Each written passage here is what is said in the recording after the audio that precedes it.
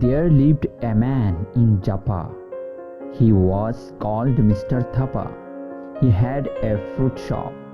In this fruit shop, there were apples, orange, mangoes, bananas, grapes, pineapples, watermelon, and lots of other fruits. Every day, Chanchi the elephant went to the river to take a bath. She always stood by the fruit shop.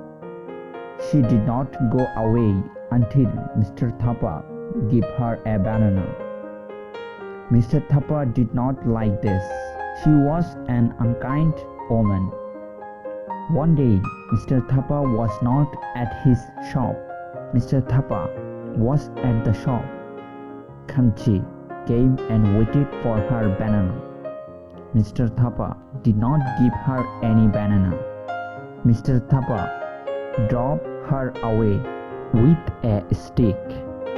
Kanchi was angry. She went to the river and had her bath. Then she filled her trunk with water.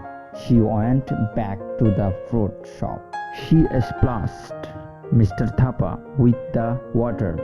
Mr. Thapa was wet all over.